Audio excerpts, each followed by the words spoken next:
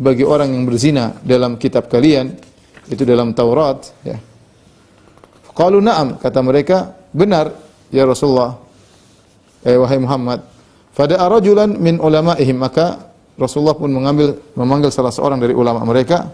Kemudian Rasulullah bertanya kepada dia dengan serius, kata Rasulullah, anshuduka billah alladhi anzala Taurata ala Musa. Aku bertanya kepada engkau dengan menyebut nama Allah yang telah menurunkan Taurat kepada Musa. Ahakadza tajiduna haddaz zani fi kitabikum? Apakah begini cara hukum had bagi orang yang berzina dalam Taurat? Cuma dikasih arang-arang wajahnya kemudian dicambuk, tidak dirajam? Qala la. Ya. Akhirnya orang alim Yahudi ini mengaku, katanya tidak. Walaula annaka nashattani bihadza lam ukhbirka. Seandainya kau tidak bertanya kepadaku dengan menyebut nama Allah yang telah menurunkan Taurat kepada Musa, aku tidak akan mengabarkan kepadamu. Najiduhu rajma, kami dapati dalam Taurat bahwasanya orang yang berzina dirajam. Walakinnahu kathura fi ashrafina. Akan tapi terjadi banyak perzinahan pada orang-orang mulia di antara kami, orang kaya atau pembesar-pembesar. Fakunna idza akhadna syarifa taraknahu. Kalau ternyata di antara kami ada yang berzina, orang-orang kaya, orang pembesar yang berzina, maka kami biarkan. Wa idza akhadna dhaif aqamna alaihi al-had. Kalau ternyata yang berzina orang miskin atau orang lemahan, orang pasaran, orang bawahan, kami tegakkan hukum had, kami rajam. Qulna ta'alau. Akhirnya kami sepakat supaya tidak ada kecemburuan antara orang kaya dan orang miskin. Kami pun berkata, marilah falnajtami ala syai'in, kita berkumpul untuk sepakat tentang suatu hukum baru, nuqimuhu ala syarif wal wadhi'. Yang hukum ini bisa kita terapkan bagi orang kaya maupun orang miskin. Ya. Faja'alna tahmima wal jalda makana rajmi. Akhirnya kami rubah. Tadinya rajam diganti dengan mengarangkan atau menghitamkan wajah dengan arang dengan disertai dengan cambuk. Maka Rasulullah sallallahu alaihi wasallam kemudian mendengar jawaban tersebut. Rasulullah berkata, Allahumma inni awwalu man ahya amraka idza amatuh. Ya Allah, sungguhnya aku adalah orang yang pertama kali akan menghidupkan ya syariatmu jika mereka mematikan syariat tersebut. Itu Rasulullah akan rajam. Fa amara bihi farujim. Maka Rasulullah memerintahkan orang tersebut pun dirajam, ya. Fa anzalallahu azza wa jalla, maka Allah turunkan firman-Nya, ya ayyuhar rasulu la yahzunkal ladzina yusari'una fil kufur. Wahai Rasul, janganlah kau disedihkan dengan orang-orang yang bersegera melakukan kekufuran. Kemudian sampai firman Allah, in utitum hadza fakhudhuh. Ya, kalau diberikan itu maka ambillah, kalau tidak maka jangan diambil, ya. Mereka berkata, ketika mereka terjadi perzinahan di antara mereka, berkatalah sebagian mereka, itu Muhammadan sallallahu alaihi wasallam. Pergilah kalian menuju Muhammad. Fa in amarakum bitahmim wal jaldi fakhudhu. Kalau ternyata kalian tanya apa hukum orang yang berzina, kalau Muhammad mengatakan dikasih arang hitam kemudian dicambuk, maka ambillah hukum darinya. Wa in aftakum birajmi fahdharu. Kalau ternyata Muhammad memberi fatwa kepada kalian untuk dirajam orang yang berzina, maka hati-hati. Fa anzalallahu ta'ala, maka Allah menurunkan firman-Nya, wa man lam yahkum bima anzalallahu fa ulaika humul kafirun.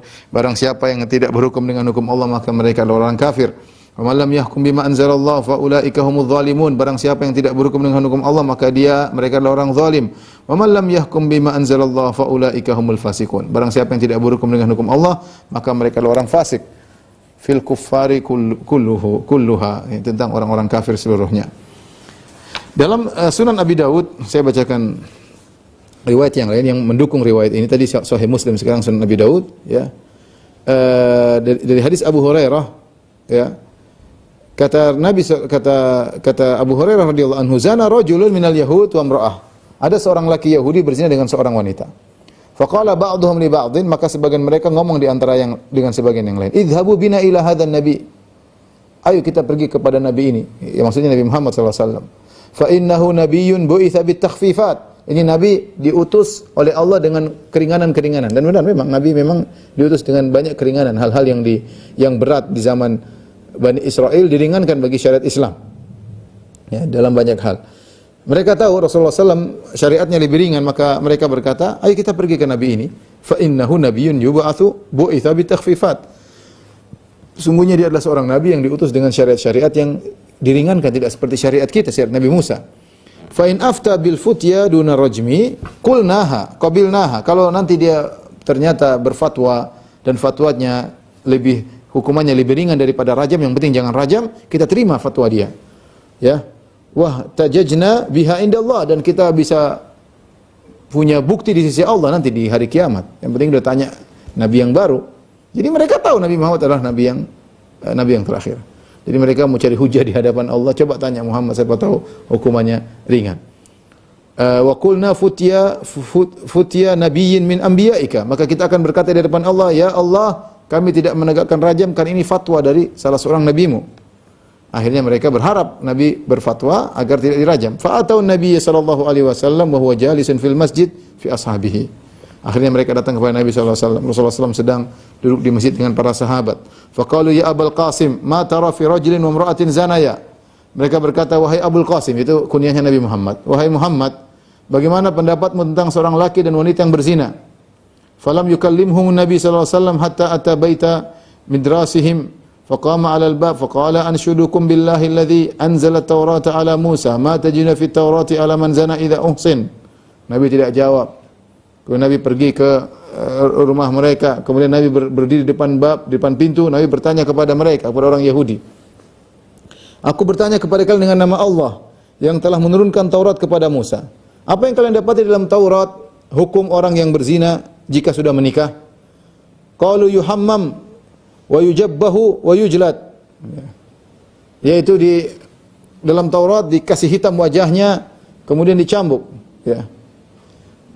Adapun yujabbahu artinya diarak, diletakkan kedua pezina tersebut di atas himar, ya. Kemudian dibalik, ya, kemudian diiring, ya. Ya mungkin wajahnya di pantatnya himar atau bagaimana. Intinya dikasih hitam wajahnya, kemudian ditaruh di atas himar, keledai, kemudian dicambuk, yutofa bihima, kemudian diarak, ya, diarak untuk diarak di antara mereka untuk dipermalukan, ya. Wasakata syabun minhum, semua jawab, oh hukumannya begini. Ada satu orang pemuda yang tidak jawab, dia diam. Dia tidak jawab. Yang lain sudah jawab, oh caranya di Taurat, caranya dikasih hitam-hitam, kemudian diarak, dicambuk. Ada seorang muda yang diam aja. Falamma ra'ahu Nabi sallallahu alaihi wasallam sakat, ketika Rasulullah SAW melihat dia berdiam, kemudian Nabi bertanya lagi, ya, benarkah kau dapati, aku bertanya kepada engkau dengan nama Allah, benarkah kau dapati dalam Taurat seperti itu? Maka akhirnya dia menjawab, ya, fa inna najidu fit Taurati rajma, kami dapati dalam Taurat orang yang berzina dihukum rajam. Jadi inilah sebab turun ayat ini, ya, karena orang-orang Yahudi mereka tidak ingin kalau ada yang berzina kemudian dirajam. Tapi kita akan bacakan ayat ini sambil kita ambil faedah dari ayat ini sedikit demi sedikit. Pertama, Allah buka dalam surat Al-Maidah ayat 41, ya ayyuhar rasul. Ini panggilan Allah kepada Nabi dengan panggilan yang mulia. Ya ayyuhar rasul, ya ayyuhan nabi. Ya, ini sudah kita jelaskan dalam tafsir surat Al-Ahzab. Allah tidak memanggil ya Muhammad, ya, tapi Allah panggil ya ayyuhan nabi, ya ayyuhar rasul. La yahzunka alladhina yusari'una fil kufr. Janganlah kau disedihkan dengan orang-orang yang bersegera menuju dalam kekufuran. Ya. Minal ladzina qalu amanna bi afwahim. Di antaranya orang-orang munafik yang mereka mengatakan kami beriman dengan mulut mereka, walam tu'min qulubuhum, tapi hati mereka tidak beriman. Artinya Rasulullah melihat ada sebagian orang, Rasulullah melihat dia masuk Islam, ternyata dia munafik. Setelah itu dia menampakkan kekufuran. Ini buat Rasulullah sedih. Begitu cepat dia menampakkan kekufuran. Rasulullah menyangka dia sudah Islam, ternyata dia munafik. Akhirnya dia kemudian menampakkan kekufuran. Dan ini buat Nabi SAW sedih. Melihat ada sebagian orang yang mungkin sholat di belakang Nabi, ternyata menampakkan kekufuran, dan wajar Rasulullah SAW sedih. Tetapi Allah tegur, kata Allah, la yahzunka, jangan kau sedih. Ya. Sebagaimana perkataan Syekh Sa'di rahimahullah dalam tafsirnya, jangan kau sedih. Mereka munafik percuma. Yang kau sedihkan kalau benar-benar ada seorang yang beriman kemudian terjerumus. Enggak, ini mereka memang asalnya munafik. Tidak ada faedahnya. Justru kalau mereka berada di barisanmu, justru membuat berbahaya bagi kaum muslimin. Jadi tidak perlu sedih tatkala orang-orang munafik ini menampakkan kekufuran. Allah tegur Nabi, tidak usah sedih. Ya. Kemudian di sini kata Allah, yusari'una fil kufur. Ada orang-orang kafir yang bersegera dalam kekufuran. Ya, orang kafir ada dua model. Ada yang giat, bersegera menampakkan kekufuran-kekufuran. Ada yang santai, kufur tapi santai. Ya. Ini yang pertama, kelompok yang buat Nabi sedih, nampak sebagian orang-orang yang KTP-nya Islam ternyata menunjukkan kekufuran. Yang kedua, wa minal ladzina hadu. Demikian juga Nabi disedihkan dengan orang-orang Yahudi, ya. Orang-orang Yahudi yang Nabi berharap mereka beriman. Tapi mereka menentang Rasulullah sallallahu alaihi wasallam. Mereka tidak menunjukkan keimanan mereka, justru mereka menunjukkan pertentangan mereka kepada Nabi sallallahu alaihi wasallam. Di antara sifat-sifat orang Yahudi tersebut, kata Allah Subhanahu wa taala, "Samma'una lil kadhibi", ya, "Samma'una liqaumin akharin". Samma'un itu sering mendengar-dengar tentang dusta. Mereka sering suka dengar-dengar kedustaan dari orang-orang yang bercerita tentang Muhammad. Oh, Muhammad bukan nabi. Mereka senang dengar seperti itu. Kenapa? Karena mereka tidak suka ada nabi yang berasal dari selain Bani Israel. Begitu ada yang menyampaikan Muhammad pendusta, mereka senang dengar kabar-kabar seperti itu, ya. Mereka senang, katanya di Taurat tidak ada rajam. Oh, mereka senang. Itu dusta, tapi mereka senang. Ini pendapat pertama kata Al-Qurtubi. Pendapat kedua, samma'una lil kadzib, yaitu mereka mendengar ceramah Muhammad sallallahu alaihi wasallam untuk mereka dustakan. Jadi sengaja mereka dengar ceramah Nabi sallallahu alaihi wasallam untuk mereka dustakan. Kemudian kata Allah, samma'una liqaumin akharin, lain lam yang kepada engkau. Yaitu siapa? Yaitu pembesar-pembesar Yahudi, ulama-ulama su' dari kalangan Yahudi, pembesar-pembesar Yahudi. Apa kerjaan mereka? Yuharrifunal kalima min ba'di mawadhihi. Ini orang-orang Yahudi, ulama-ulama Yahudi ini suka merubah-rubah tafsiran dari Taurat min ba'di mawadhihi, setelah apa namanya diketahui tempatnya, ya. Dari tempat-tempatnya, kata Allah min ba'di mawadhihi. Mawadhihi atau mawadhi itu jamak dari maudhi, yaitu mereka sudah tahu tafsir yang benar. Tapi mereka bukannya mereka tidak tahu, mereka sudah tahu tafsirannya seperti ini, tapi mereka mengikuti hawa nafsu, mereka nafsirkan yang melenceng. Tadi mereka sudah tahu rajam itu ada dalam Taurat, tapi mereka palingkan, ya. Mereka takwilkan yang tidak benar. Ini yuharrifunal kalima min ba'di mawadhihi, dan ini suatu celaan kepada mereka. Mereka menafsirkan Taurat dengan makna yang buruk setelah mereka tahu tafsir yang benar. Maksudnya demikian. Kemudian mereka berkata, pergilah kalian kepada Muhammad, yaqulun in utitum hadza. Pergilah kalian ke Muhammad, kalau ternyata hukum rajam, hukum orang berzina menurut Muhammad lebih ringan daripada rajam, terimalah. Fakhudhuh, ambillah. Wa in lam tu'tauhu fahzaru. Kalau ternyata Muhammad memberikan hukum lain, ternyata sama dengan raja, maka waspadalah. Kemudian kata Allah Subhanahu wa taala. Jadi mereka memang mempermainkan ayat-ayat Allah Subhanahu wa taala. Kata Allah, "Wa man yuridillahu fitnatahu", barang siapa yang Allah ingin menfitnahnya, falan tamlika lahu minallahi syai'a, maka kau tidak menguasai sedikit pun dari mereka. Kalau Allah tidak ingin kasih hidayah kepada suatu kaum, kau tidak bisa beri hidayah sedikit pun. Kata Allah, sedikit pun tidak bisa. Tidak bisa. Jadi Allah sudah matikan hati mereka, orang Yahudi ini. Mereka sudah tahu kebenaran, mereka palingkan. Nabi ingin mereka dapat hidayah, Nabi ingin. Nabi mendakwahi mereka, bahkan disebut oleh sebagian ulama, Nabi di awal datang ke Madinah, Nabi ingin sepakat dengan mereka, ya. Nabi ingin seperti itu. Makanya Nabi salat ke arah Baitul Maqdis, meskipun Nabi rindu untuk salat ke Ka'bah, ya.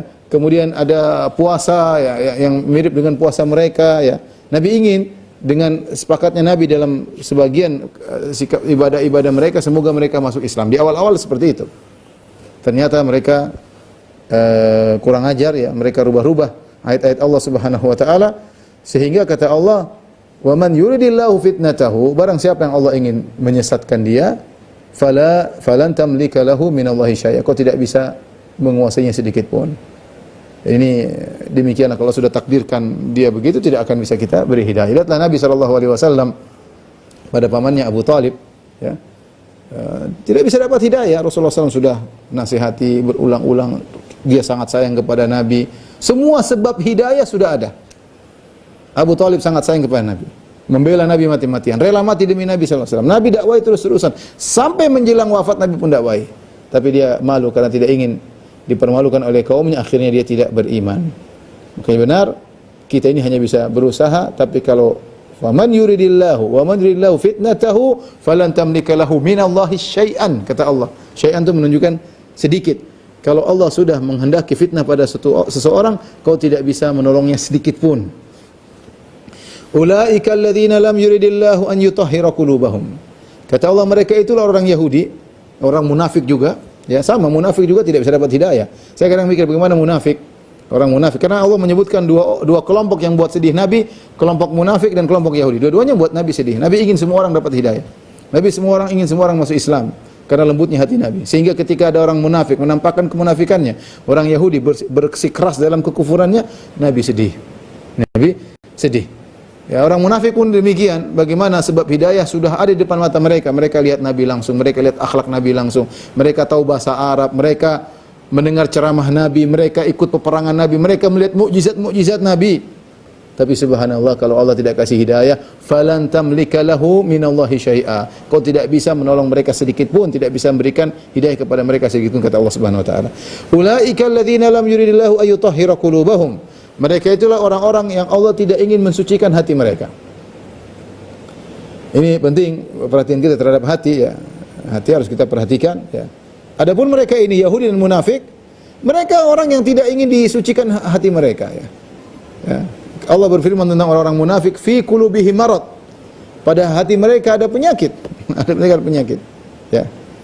Dikatakan kepada Ibnu Abbas tentang orang Yahudi. Orang Yahudi mengatakan, kami kalau ibadah kepada Allah kami khusyuk. Kami khusyuk.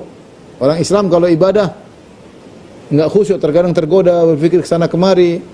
Kata Ibnu Abbas menjawab dengan mudahnya, kaifa ya'ti syaitan ala qalbin kharib. Ngapain syaitan menggoda hati yang sudah rusak? Enggak perlu mereka enggak rasa khusyuk, biarin aja. Karena mereka sudah syirik dan kufur. Yang digoda orang Islam yang bertauhid, datang syaitan menggodanya. Ya. Allah tidak ingin mensucikan hati-hati orang-orang Yahudi dan orang-orang munafik yang seperti ini, ya. Yang sudah tahu kebenaran kemudian mereka menyimpangkannya dari makna yang sebenarnya. Sebenarnya mengatakan hati-hati, sebagian ulama-ulama yang menyesatkan pun demikian. Sebagian ahlul bidah mereka tahu tafsiran seperti itu, mereka palingkan. Sudah tahu zahirnya seperti itu, kalau tidak sesuai dengan hawa nafsu mereka, mereka palingkan. Dan ini adalah kemiripan dengan orang Yahudi, sudah tahu kebenaran malah ditakwil-takwilkan. Kemudian kata Allah Subhanahu wa taala, lahum fid dunya khizyun, bagi mereka kehinaan di dunia, wa lahum fil akhirati adzabun azim, dan bagi mereka di akhirat azab yang pedih. Di dunia kehinaan, di akhirat azab yang pedih. Setelah itu Allah berfirman, samma'una lil kadhibi. Allah ulangi lagi. Ya, di antara hobi mereka orang Yahudi ini adalah samma'una lil kadhib. Suka mendengar hal-hal yang dusta tentang Rasulullah sallallahu alaihi wasallam, tentang Islam, ya. Mereka suka dengar. Allah kuatkan, ulangi, sebut lagi, samma'una lil kadhib, suka mendengar dusta, atau suka mendengar, kata Al-Qurtubi makna kedua, suka mendengar tentang ceramah Nabi dalam rangka untuk mencari-cari celah kesalahan untuk menghantam Rasulullah sallallahu alaihi wasallam, untuk mendustakan Nabi sallallahu alaihi wasallam. Sifat mereka seperti itu. Kemudian akaluna lis-suhud, dan di antara ciri mereka suka makan yang haram. As-suhud, ya. As-suhud dalam bahasa Arab artinya istisal, yaitu menghabiskan, menghancurkan. Seperti firman Allah Subhanahu wa taala tentang perkataan Nabi Musa kepada para penyihir. Kata Nabi Musa, la taftaru 'ala Allahi kadziban fayushitakum bi'adzab. Wahai para penyihir, jangan kalian berusaha nama Allah, fayushitakum, yaitu suhud. Kalian akan ditimpa dengan azab yang akan mensuhud kalian, itu akan membinasakan kalian. Sehingga makna suhud adalah menghabiskan. Nah, kenapa harta yang haram disebut dengan suhud? Seperti dalam hadis Nabi SAW, ayu lahmin nabata an suhtin fannaru awla bihi. Daging manapun dari tubuh manusia yang tumbuh dari harta yang suhud, harta yang haram, maka lebih utama neraka mengenainya. Kenapa dikatakan suhud? Kata Al-Qurtubi rahimahullahu ta'ala, karena harta yang haram dikatakan suhud karena harta tersebut akan menghabiskan ketaatan-ketaatan. Akan menghabiskan ketaatan-ketaatan. Mengerikan. Ini kata Al-Qurtubi dalam tafsirnya. Kenapa? Kalau orang makan haram, banyak ketaatan tidak diterima. Ya, dia makan haram, doanya tidak diterima. Sebenarnya dalam hadis yang masyhur, ya, sudah berdoa dengan doa yang luar biasa. Kemudian kata Nabi SAW, mat'amu haram, makanannya haram, wa malbasu haram, pakaiannya haram, wa mashrabu haram, minumannya haram, wa ghudhiya bil haram. Ya, kenyang dari hasil yang haram, fa anna yustajabu lahu, bagaimana bisa dikabulkan? Rasulullah sebut tentang doa yang tidak dikabulkan gara-gara makan haram. Sama seperti seorang yang kemudian haji dengan uang yang haram, ya, umrah dengan uang yang haram, ya, pakai baju dari hasil yang haram. Maka makanan haram ini, hasil haram ini dinamakan suhud. Kenapa? Karena dia bisa menghabisi ketaatan-ketaatan seseorang. Jangan yang haram lis suhud. Sifat mereka akaluna lis suhud. Dan banyak ahli tafsir, para salaf ketika menafsirkan as-suhud, mereka tafsirkan di antaranya orang Yahudi suka makan rashwah. Orang rashwah yaitu adalah sogok, mereka suka makan sogok. Dan Nabi SAW telah bersabda, la'anallahu rashi wal murtashi. Allah melaknat yang menyogok, dua-duanya dilaknat. Ya. Yang menyogok dilaknat, yang disogok juga dilaknat. Ya. Ya. Dan para ulama sepakat, ya. Kata Imam Qurtubi rahimahullahu taala, saya bacakan, ya. Apa itu makna suhud? Wa dzalika an yakuna lahu jahun inda sultan. Mesti seperti seorang dia punya kedudukan di penguasa. Mungkin dia pejabat juga. Dia punya kedudukan di penguasa. Dia pejabat, mungkin dia menteri atau dia pejabat lah, punya kedudukan penguasa. Fa yas'aluhu insanun hajatan. Kemudian ada seorang minta hajat kepada dia, urusan kenegaraan kah atau urusan apakah? Fala yaqdhiha illa bi rashwah ya'khudhuha. Dia tidak akan mengurusi urusan tersebut kecuali dia mengambil sogokan. Ini contoh sogok. Ya. Disebutkan oleh Al-Qurtubi dalam tafsirnya. Itulah contoh sogok. Kemudian beliau berkata, "Wala khilafa baina salafi anna akhdhar rashwa ala ibtali haqqin aw ma la yajuz suhtun haram." Tidak ada khilaf di kalangan para salaf mengambil rishwah, membatilkan, menolak sesuatu yang benar, ini hukumnya haram, ya. Atau mengambil riswah karena perkara yang tidak diperbolehkan, maka hukumnya memberikan sogoan atau mengambil sogoan untuk perkara yang tidak boleh, maka hukumnya haram. Hati-hati, ya. Yang dilaknat bukan cuma yang memberi sogoan, bahkan yang menerima sogoan. Namun apakah semua sogoan haram? Saya bacakan dari tafsir Munabbih, dari Wahab bin Munabbih rahimahullahu taala, annahu qila lahu, dikatakan kepadanya, ar-rashwatu haramun fi kulli syai'. Apakah sogok haram dalam segala perkara? Qala la, kata dia tidak. In rashwa li tu'ta ma laysa lak. Yang haram sogok itu kau menyogok supaya kau diberikan yang bukan hakmu. Yang bukan hakmu. Contoh misalnya daftar sekolah dibuka untuk umum, sebenarnya kau tidak diterima, tapi kau sogok, akhirnya bisa diterima. Ini enggak boleh. Contoh kerja, yang daftar banyak, harusnya ada yang lebih pintar diterima, kau tidak diterima, kau sogok, maka itulah namanya sogok. Contoh kau ngurus SIM, seharusnya kau tidak bisa tembus,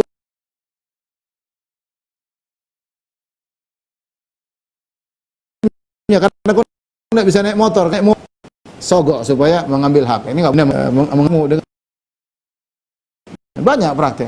Seharusnya ada hebat yang dengan lebih bagus, ya, tapi karena supaya tendermu diterima, supaya PT-mu diterima, kau bayar. Ini namanya seorang Yahudi. Makan hasil seperti ini berpengaruh dalam kehidupan kita, berpengaruh dalam ibadah kita. Kita mungkin rajin sholat, rajin, tapi ternyata hasilnya hasil dari rashwah, ya, yang bukan hak kita, ya, yang bukan hak kita. Ini banyak terjadi. Banyak terjadi. Mau sekolah sogok, mau kerja sogok, mau ini sogok. Ini yang haram. Au tadfa'a haqqan qad lazimak. Demikian juga ada hak yang harus kau bayarkan, supaya kau tidak bayar, kau sogok. Sogok. Misalnya kau kena kewajiban untuk bayar sesuatu, nilainya mahal. Supaya jatuh nilai tersebut atau tidak bayar sama sekali, kau sogok. Sogok pejabat kek, sogok pengurus kek, akhirnya dinihil misalnya. Ini juga disebut dengan sogok, ya. Yang kobar kau tidak bayar, ini yang haram. Bagaimana kata Wahab bin Amma anta andi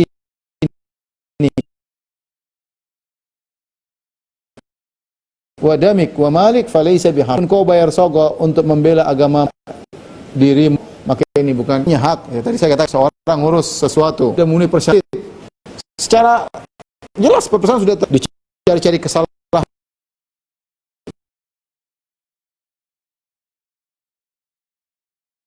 Ini seperti boleh seorang menyogok, ya. Tapi saya bilang kalau bisa jangan.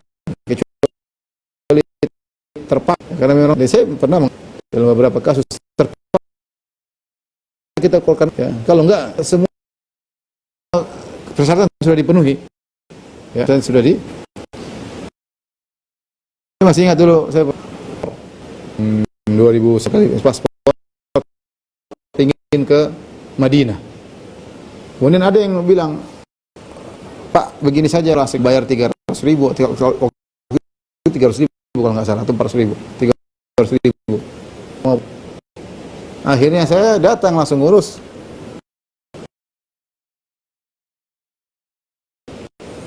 Satu, dua, tiga, ikut semua. 150 atau berapa? Saya lupa jam. Setelah itu saya lupa, ya. Setelah saya bayar, waktu mau ambil nggak dikasih. Kata dia, Dek, itu tolong bagi-bagi ke bagi-bagi. Justru saya berlebih mahal, akhirnya habis 500.000. Mending saya sogok sama satu orang. Ya, seperti ini kita di luar kemampuan kita. Hak kita ditahan, maka kata Wahab bin Munabbih, boleh, kamu boleh menyogok untuk membela hartamu. Jadi antara paspor kita mau kita ambil, dia minta dia malak, kasih aja, enggak apa-apa. Enggak apa-apa. Ya, sebisa mungkin enggak, tapi kalau terpaksa sudah. Ya. Contoh seorang misalnya ngurus surat perizinan, seharusnya sudah terpenuhi syaratnya. Secara prosedural, ternyata dipersulit. Dibuatlah syarat-syarat yang tidak masuk akal. Dibuatlah, memang itu hak kita tahu. Kita harus jujur di hadapan Allah. Kalau memang tidak memenuhi persyaratan, jangan, berarti kita sogok. Tapi kalau kita tahu di hadapan Allah ini memang hak kita, maka silakan, enggak apa-apa. Kata Wahab bin Munabbih rahimahullah taala, boleh kita menyogok dalam rangka mengambil harta kita. Wallahu alam bisawab.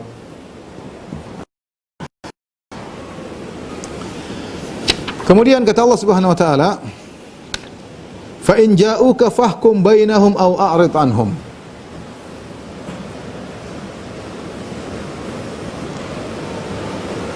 Ayat berikutnya, ya tadi ayat ke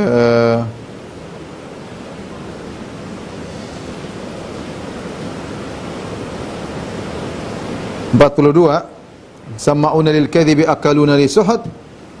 Inilah mereka orang Yahudi suka mendengarkan perkataan dusta, makan yang haram. Fa in ja'uka fahkum bainahum, kalau mereka datang kepadamu maka hukumlah di antara mereka. Wa in tu'rid anhum fala yadhurruka syai'a, kalau kau berpaling dari mereka, tidak mau menghukumi, tidak menegakkan hukum di antara mereka, maka mereka tidak akan beri mudarat kepada engkau sama sekali. Wa in hakamta fahkum bain, tapi kalau kau menegakkan hukum di antara mereka, mah dengan yuhibbul muqsitin, sungguhnya Allah, ya, mencintai orang-orang yang berbuat keadilan. Allah jelaskan, kalau mereka datang kepadamu, seperti tadi mereka ada kasus, di antaranya kasus zina. Kalau mereka datang kepadamu untuk minta kau memberi hukuman kepada mereka, ya, maka terserah, kata Allah, kasih dua pilihan. Kau boleh hukum, boleh enggak. Ya, mereka orang Yahudi. Kau mau hukum, silakan, enggak juga enggak apa-apa. Kata Allah, wa in tu'rid anhum falan yadhurruka syai'a, kalau kau berpaling tidak mau menghukum mereka, ya urusan kalian sendiri. Ngapain datang ke saya? Kalian Yahudi tidak beriman kepada saya, ngapain datang ke saya? Boleh, dan mereka tidak akan beri mudarat kepada engkau sama sekali. Tapi kalau pilihan pertakamta, tapi kalau kau mau hukumin mereka, fahkum bainahum bil qista, maka tegakkanlah hukum dengan hukum yang benar, yang adil. Hukum Allah, jangan ikuti hukum mereka.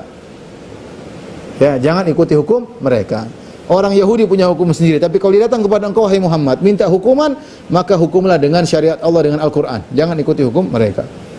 Innallaha yuhibbul muqsitin, sesungguhnya Allah mencintai orang-orang yang berbuat adil. Kemudian ayat berikutnya, ayat ke-43, kata Allah Subhanahu wa taala, "Wa kaifa yuhakkimunaka wa indahumut Taurat?" Dan bagaimana mereka mengangkatmu menjadi hakim bagi mereka dalam kasus mereka, wa indahumut Taurat, sementara di sisi mereka ada Taurat, fiha hukmullah, di situ ada hukum Allah. Tsumma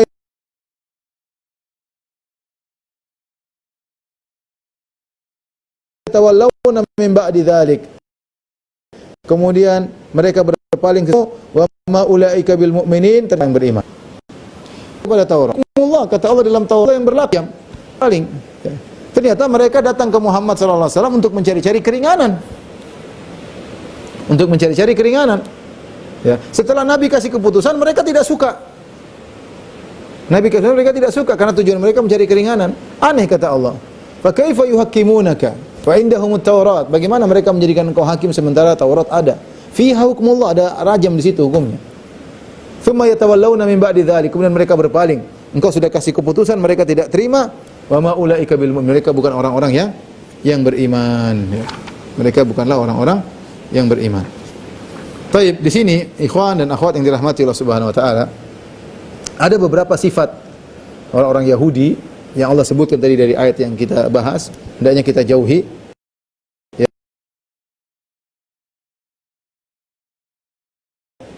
Maka yang haram, maka barang siapa yang haram, sogok, ya, itu adalah memiliki sifat Yahudi. Hati-hati saya katakan kepada orang-orang yang memegang proyek. Kalau itu proyek pemerintah, maka jangan dikorupsi. Ya, tidak dikorupsi depan mata, korupsi di belakang. Ya, perusahaan tertentu dimenangkan dalam tender tapi ada kong-kali-kong di belakang, bagi saya sekian, bagi saya sekian. Ya, dan ini hati-hati, ini adalah makan rashwah, ini adalah sifat Yahudi, dan dikhawatirkan salat Anda tidak diterima, ya, dikhawatirkan puasa Anda tidak diterima, dikhawatirkan haji Anda tidak, alhamdulillah, ini sifat orang-orang Yahudi. Kemudian di antara sifat-sifat orang Yahudi yaitu bertanya untuk mencari-cari keringanan. Jadi mereka datang kepada Rasulullah SAW buat apa? Buat tanya hukumnya, mudah-mudahan ringan. Ternyata mereka dapat jawaban yang tidak mereka setujui. Oleh karena kalau seorang sudah tahu hukumnya, tanya sama ustaz hukumnya apa haram, dan dia tahu benar haram, dalilnya kuat haram, maka cari lagi ustaz yang lain. Siapa tahu halal, siapa tahu. Lo terima kalau ustaz tersebut masuk akal, dalilnya oke, sudah. Jangan ikuti hawa nafsu, coba ustaz ini kenceng. Karena ustaz yang kalau ustaz yang bijak. Ustaz enggak bijak, kaku. Yang satu sedikit-sedikit halal, boleh. Musik boleh. Ini boleh, ini ustaz yang bijak. Padahal kalau dia dengar penjelasan yang mengharamkan, dia terima sebenarnya haram jelas. Cuma hawa nafsunya tidak terima. Sehingga dia cari-cari fatwa yang meringat dia Yahudi. Kemudian antara sifat-sifat ful kalim wadhihi, yuharrifuna al-kalima min ba'di mawadhihi. Kata Allah di antara sifat Yahudi yaitu merubah-rubah tafsir. Dia sudah tahu tafsirnya benar, dia rubah-rubah. Takwil sana, takwil sini. Itu adalah sifat-sifat orang Yahudi, ya.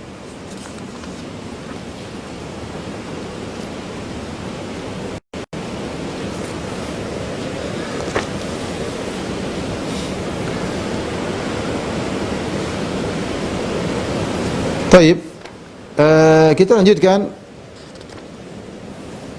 ayat berikutnya.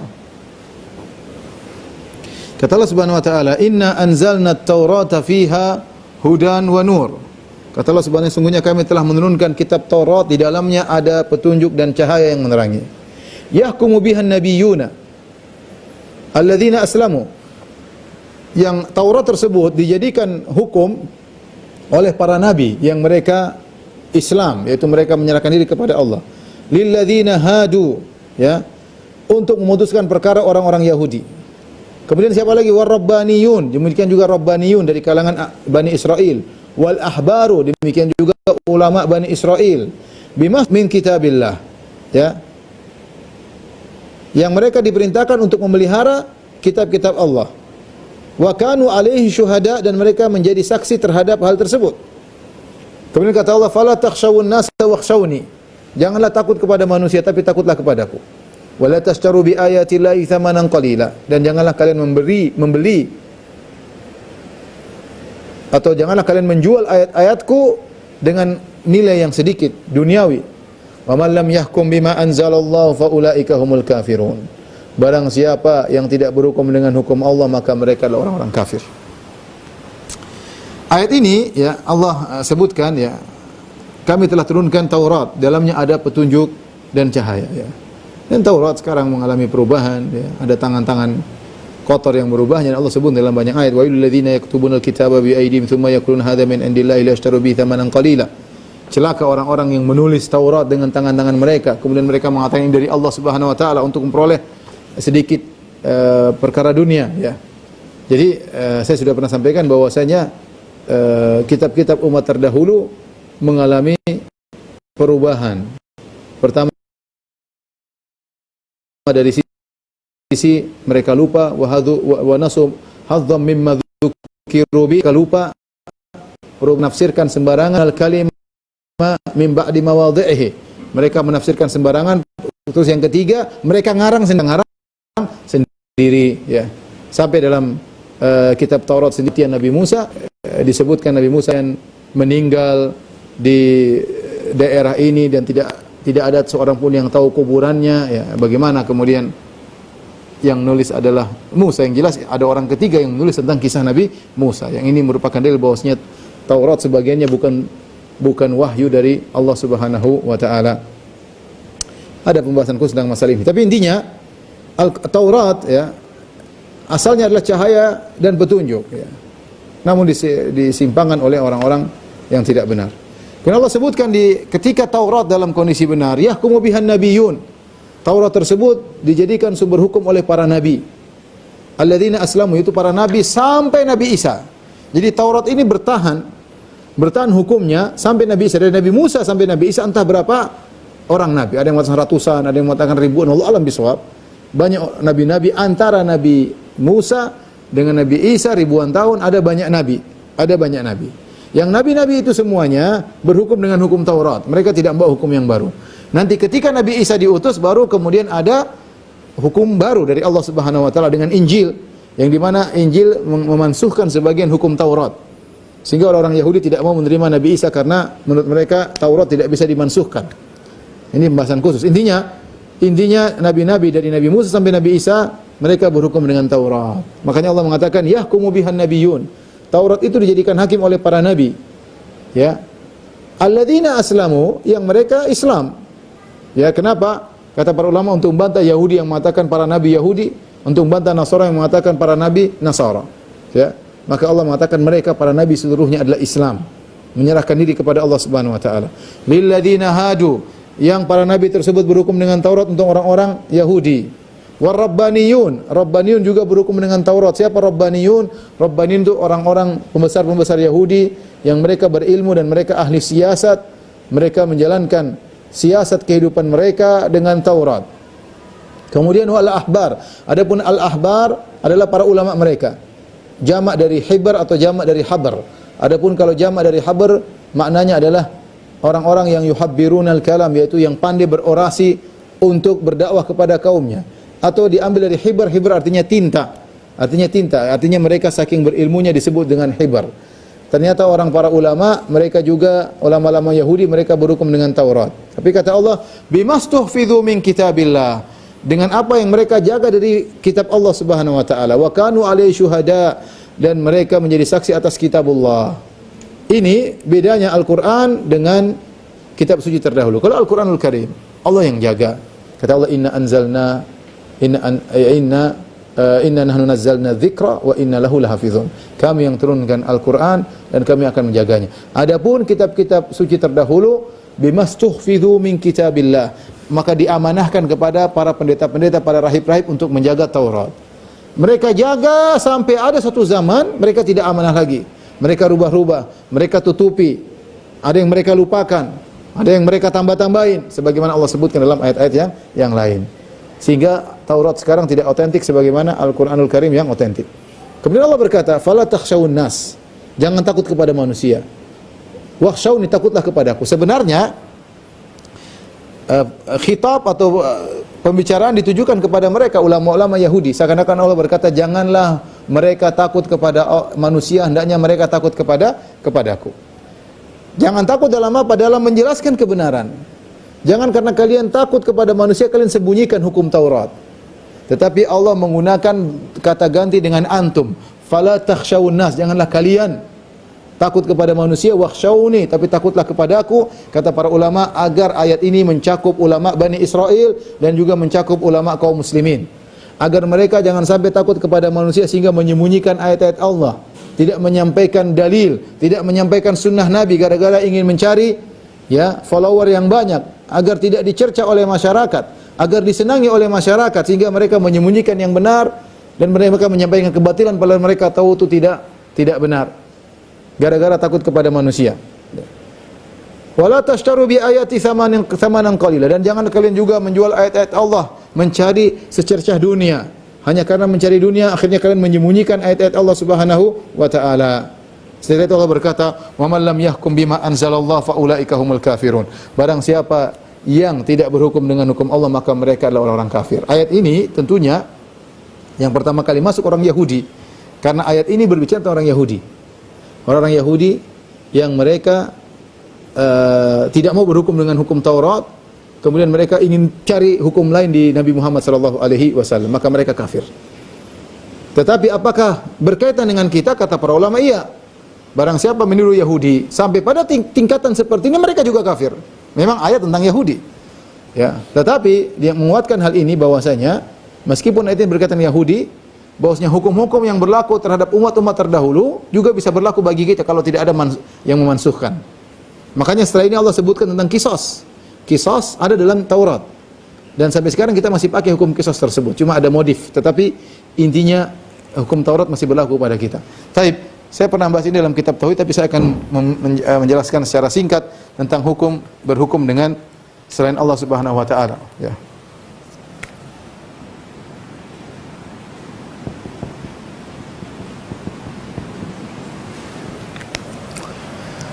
Berhukum dengan selain hukum Allah, apa hukumnya?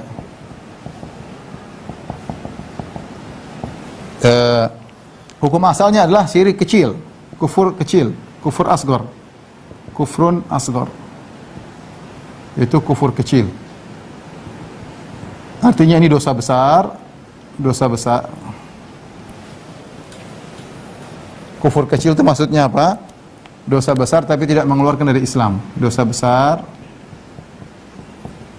tapi tidak mengeluarkan dari Islam.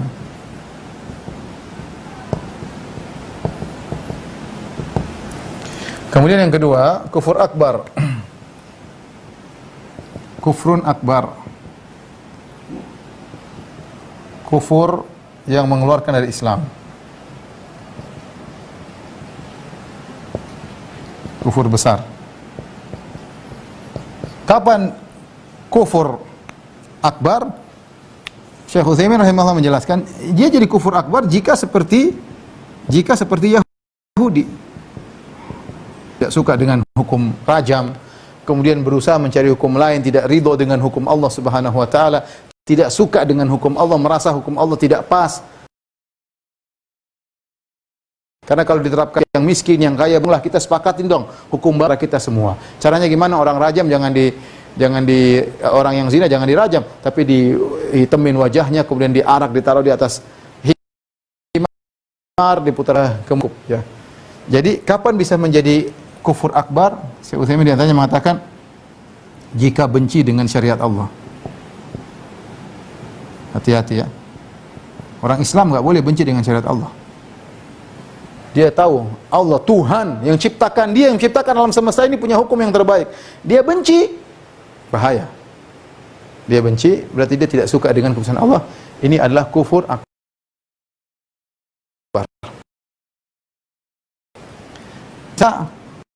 Buat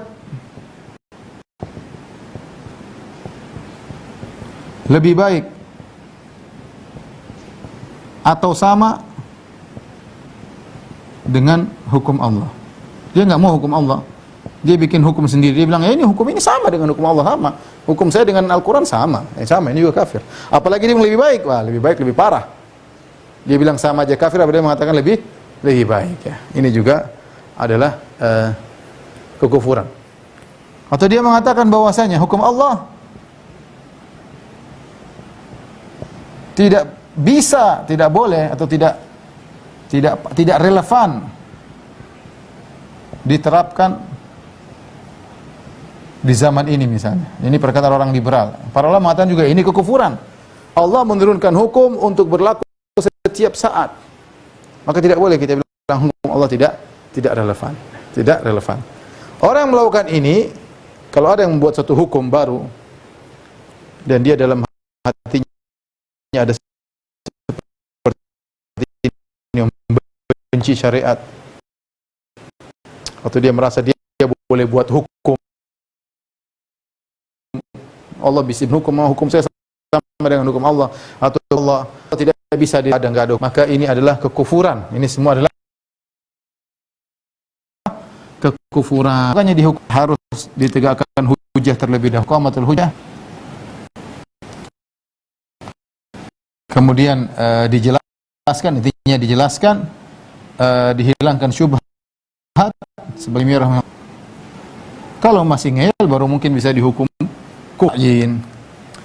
Taib, adapun kufur asghar intinya apa? Intinya dia membuat hukum-hukum Allah, dia membuat hukum baru, hukum-hukum baru, atau dia mengganti hukum Allah. Ini lebih parah lagi, membuat hukum beda. Jadi hukum baru atau mengganti hukum Allah. Dosa besar ya, bertingkat-tingkat ya. Ya, tapi dia masih sadar bahwasanya dia berdosa. Maka ini adalah kufur kecil, kufur kecil. Hati-hati ikhwan, jangan kita sampai terjerumus dalam kekufuran, baik kecil apalagi besar. Tapi setelah itu Allah berfirman, wa katabna alaihim fiha anna an-nafsa bin-nafsi wal 'aina bil-'aini. Dan Allah dan kami tulis dalam Taurat anna nafsa bin-nafsi, hukum kisah, siapa yang membunuh dia juga dibunuh. Wal 'aina bil-'aini, siapa yang mencongkel mata orang, matanya juga dicongkel. Wal anfa bil-anfi, siapa yang melukai hidungnya dipotong habis, hidungnya juga dipotong habis. Wal udhuna bil-udhun, ini berlaku di Taurat orang-orang Yahudi. Siapa yang motong telinga orang, telinga juga dipotong. Wasinna bisini, siapa yang mukul gigi orang patah, giginya juga dicabut. Wal juruha qisas, demikian juga kalau dia bikin luka, luka di sini, luka di sana, dia juga dilukai. Ya, ini hukum qisas. Dan ini berlaku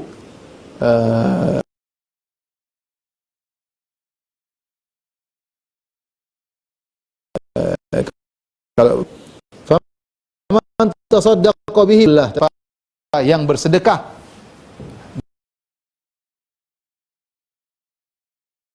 ini artinya dia maafkan, ya sudah, dia terluka, ya sudah, jangan, saya tidak ingin, saya maaf. Fahu akan ada kafaroh bagi dosa-dosanya. Pendapat yang kuat maksudnya dia yang bersedekah, yang dia mengalah, dia tidak menuntut, maka dia akan diampuni dosa-dosanya.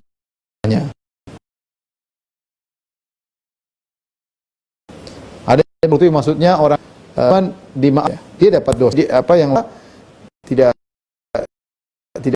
dihukum di akhirat karena sebagai kafarah. Tapi yang benar yaitu barang siapa maafkan, tidak menuntut hukum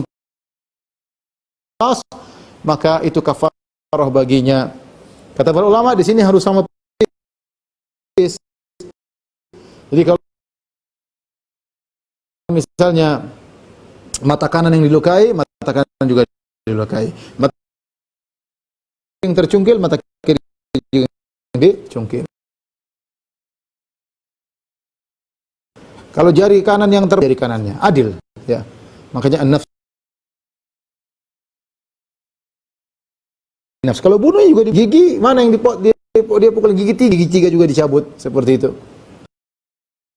Adil. Ini kisah, tambah lagi ma anzalallah fa ulaika humuz zalimun. Barang siapa yang tidak berhukum dengan hukum Allah, maka ternyata seorang tidak melakukan hukum kisah, sungguhnya dia menzalimi orang yang satunya dibunuh, dia tidak melakukan hukum bunuh kepada yang satunya, maka dia telah berbuat zalim. Demikian kajian kita pada kesempatan kali ini. Ilmu yang kita akan doanya sudah masuk. Bertanya Ustaz, ciri-ciri itu bagi Ustaz agar terjerumus ke dalam fikih. Mohon nasihatnya Ustaz. Allah Subhanahu wa taala atau orang munafik, ya, meskipun mereka menyembunyikan dalam hati hati mereka, hafalkan dari tulisan mereka, ya. Kita mungkin tidak memvonis, tapi kita tahu ciri-cirinya, ya. Ya, mereka pandai berbicara, seperti Allah sebut dalam surat Al-Munafiqun, ya. Idza ra'aitahum tujibuka ajsamuhum wa yaqulu ra'aituka ajsamuhum tasma' liqaulihim. Lihat penampilan oke, kemudian kalau ngomong ngomong dulu sampai zaman sekarang, ya. Tapi bunyikan akan nampak dari ucapan-ucapan mereka, dari tulisan komentar-komentar mereka. Contoh, nampak tidak suka dengan syariat Islam, kelihatan. Nggak suka benci, nggak suka ada Islam jaya, nggak suka, apalagi dengan pernyataan yang sangat jelas bahwasanya Quran itu sudah tidak bisa zaman sekarang, itu hanyalah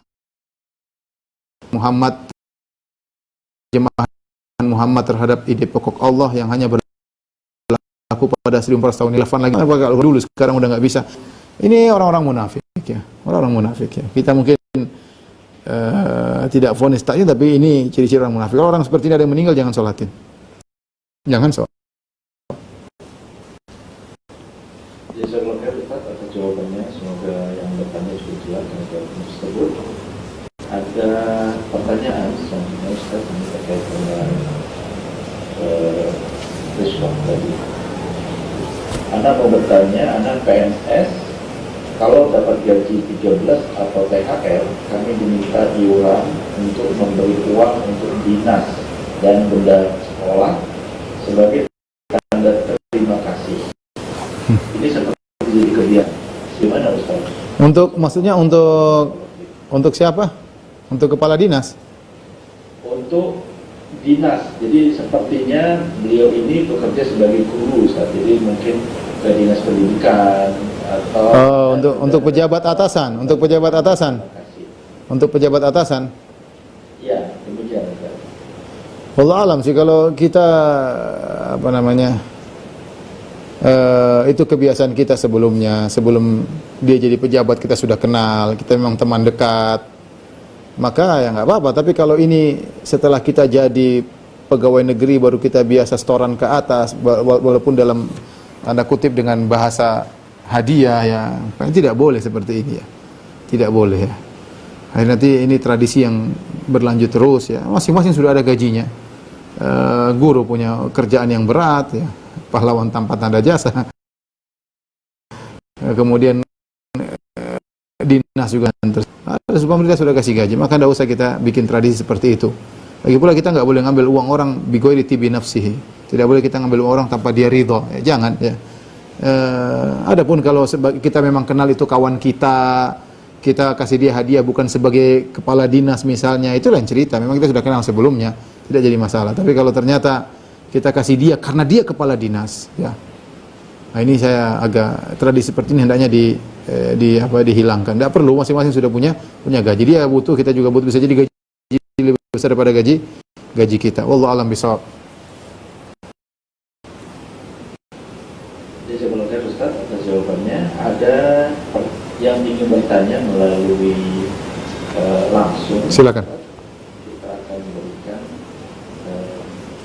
pertama atas nama Najasi dari Lombok Timur, memberikan akses untuk melaksanakan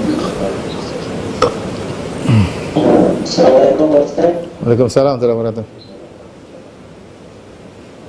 Ini di 1 bulan sebelum diadakannya pemilihan kepala desa itu, Putus-putus, saya nggak dengar, ya. sempat dibantu masyarakat berkumpul di tempat calon gitu. Suaranya kurang jelas, Aki. Suaranya kurang jelas. Agak dijauhi dari HP-nya, coba agak dijauhi. Silakan diulangi pertanyaannya. Ini di kampung kami, kalau 1 bulan seperti adanya pemilihan kepala desa itu, biasanya kami disuruh berkumpul di tempat calon itu, diberikan makan, minum, dan lain sebagainya. Apakah kalau kita menerima makanan dan minuman tersebut tidak termasuk orang yang memakan atau doa untuk dirinya? Setelah saya menikah, Assalamualaikum warahmatullahi wabarakatuh. Waalaikumsalam warahmatullahi wabarakatuh. Wallahu a'lam, saya nggak tahu. Wallahu a'lam. Wallahu a'lam. Tanya kepada ustaz yang lain aja sih, ya. Baik, pertanyaan berikutnya.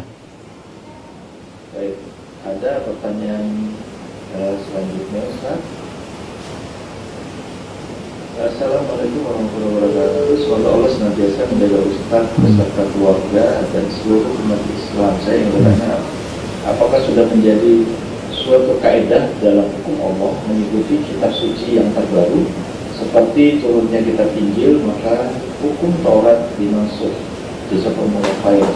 Demikian pertanyaan. Allah alam bisawab ya, karena kita tahu dulu para nabi banyak, para rasul juga banyak ya. Karena tapi bedanya rasul-rasul terdahulu mereka diutus kepada kaumnya masing-masing ya. Jadi bisa jadi rasul yang satu punya untuk suku yang berbeda punya hukum tersendiri, rasul yang satu punya hukum yang sendiri, bisa jadi dalam waktu yang sama. Ini kita nggak tahu karena rasul banyak, para nabi juga banyak. Jadi tidak ada suatu kelaziman seperti itu ya. Tidak ada suatu kelaziman seperti itu. Berbeda dengan Bani Israel ya, setelah turun Taurat kepada Nabi Musa, maka itu yang berlaku terus ya. Datang disebutkan tentang Zabur tapi tidak merubah Taurat, dia hanya sebenarnya mengatakan dia hanya menyebutkan tentang cara berzikir kepada Allah Subhanahu wa taala, hukum-hukum fikih tetap berlaku Taurat ya. Nanti datang Nabi Isa, baru kemudian Injil, itu pun hanya memansuhkan sebagian hukum Taurat, tidak semuanya.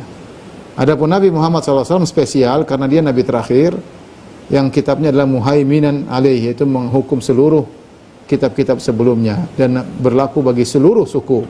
Ini konsekuensi Nabi terakhir, kitabnya harus menjadi patokan karena nggak ada lagi Nabi setelah itu, tidak ada yang perlu direvisi lagi. Ini sudah final, sudah terakhir.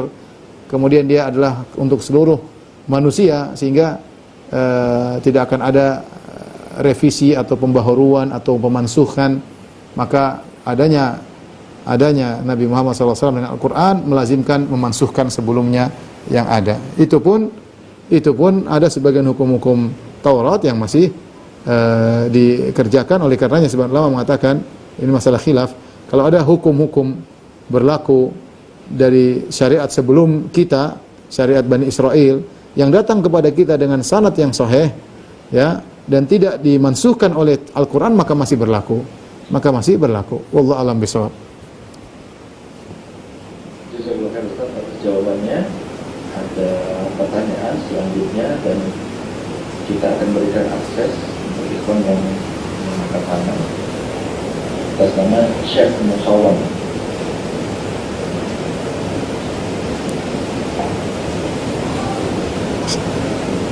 Syekh Mukhawam Mabadal. Assalamualaikum warahmatullahi wabarakatuh. Waalaikumsalam warahmatullahi wabarakatuh. Bismillah, Ustaz, di dalam surat Al-Maidah yang saya ketahui ada 3 ayat yang terkait dengan wa malam yakum bima anzalallah wa ulaika humul Kafirun. Sama zalimun sama munafikun ya. Fasikun nanti habis ini. Beberapa kelompok di Indonesia itu menggunakan ayat ini untuk menjustifikasi bahwa penggunaan hukum-hukum Allah itu menjadi penting. Ketika kelompoknya tidak menggunakan ayat ini, maka dianggap keluar dari golongan mereka. Bahkan apabila tidak berbayat pada kelompok PK atas dasar ini, maka bukan golongan kami dan golongan Islam. Gimana Ustaz? Dia begitu hukum dari mana seperti itu? Dia begitu hukum dari mana? Bahwasanya kalau tidak bayat sama dia kemudian keluar dari Islam, itu hukum dari mana? Dia berhukum dengan bukan hukum Allah juga, sama aja ya. Tapi sudah kita jelaskan ayat ini tafsirannya seperti apa ya. Sudah diperinci oleh para ulama ya, dan seperti itu.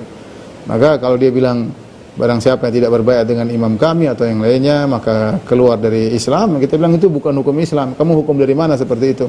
Sama kamu juga tidak berhukum dengan hukum Allah. Seperti itu. Wallahu a'lam bishawab.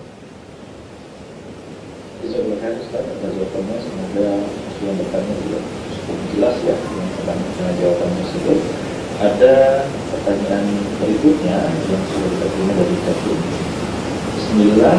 Assalamualaikum Ustaz, Ana mau tanya bagaimana hukum ketika diberi uang atau memakan makanan dari uang yang kita ketahui haram dari saudara atau orang tua.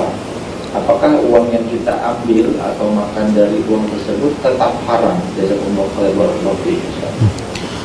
Untuk orang yang memberikan hadiah kepada kita, pemberian berupa makanan atau minuman atau berupa duit, orang tersebut yang berikan kepada kita ada 2 kondisi. Kondisi pertama, dia murni pekerjaannya haram.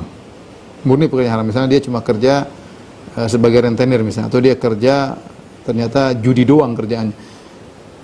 Intinya dia kerjanya yang haram, penjual khamar misalnya. Tidak ada pekerjaan yang halal, murni pekerjaan haram. Maka jika dia berikan kepada kita, apa kita terima atau tidak, maka ada khilaf di kalangan para ulama, tapi yang benar bahwasanya hukumnya haram. Karena kita tidak tahu dia punya penghasilan lain kecuali itu. Tetapi kalau orang ini ternyata dia punya pekerjaan yang lain, dia mungkin kerja di ribawi, tapi dia juga punya misalnya punya supermarket, atau dia punya sewaan mobil misalnya, dia hartanya bercampur. Maka kata para ulama, kalau kita tidak tahu ini dari yang mana, maka hukumnya halal. Kecuali kalau dia bilang, nih, ini gaji ribawi saya, jangan. Tapi kalau dia kasih saja, kita nggak perlu tanya, ini dari yang mana om? Dari yang riba, atau yang dari mobil, apa yang dari supermarket? Nggak perlu tanya. Kalau dia kasih dan kita tidak tahu dari mana, hukum asalnya halal. Hukumnya asal. Dalilnya apa? Dalilnya bahwasanya Nabi SAW menerima hadiah dari Yahudi. Ini Yahudi, mereka wa akhdhihimur riba, kerjanya makan riba. Kemudian akaluna lis-suhud, mereka makan harta yang haram, tadi saya sebutkan. Kerjanya haram, ya. Mereka makan harta yang haram, mereka riba. Tapi ketika Nabi dikasih hadiah, Nabi terima. Demikian Nabi dapat hadiah dari seorang wanita musyrikah yang juga mungkin mereka, namanya orang musyrik juga tidak mengenal halal haram, sehingga mereka praktek hal-hal yang haram. Nabi terima hadiah tersebut tanpa memperinci dari mana. Ya, kenapa? Karena orang Yahudi meskipun mereka makan yang haram, tapi bukan itu pekerjaan mereka saja. Mereka punya pekerjaan yang lain. Dari sini ini menguatkan pendapat jika kita tidak tahu uang ini dari mana dan kita tahu orang ini ternyata punya penghasilan halal dan haram, kita masih boleh terima. Tapi kalau ternyata pekerjaan cuma haram murni, maka jangan diterima menurut pendapat yang kuat. Wallahu a'lam bishawab. Jazakallahu Ustaz atas jawabannya. Ustaz, izin kita dalam waktu Ustaz. Terakhir satu. Terakhir ya. Alhamdulillah. Ini adalah pertanyaan terakhir untuk kajian kita pada malam hari ini. Assalamualaikum Ustaz. Menerima hadiah dari orang yang ditolong, kita tidak minta, tapi diberikan murni setelah selesai. Bagaimana Ustaz? Demikian Ustaz.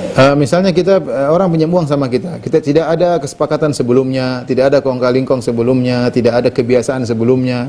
Dia pinjam uang 100 juta misalnya.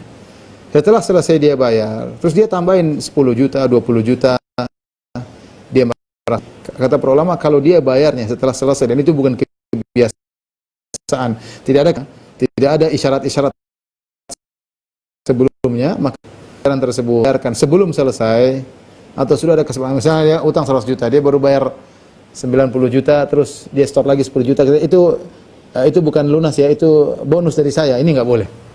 Itu nggak boleh, ya. Itu nggak boleh. Atau sebelumnya sudah ada kesepakatan, nanti kalau ini namanya riba.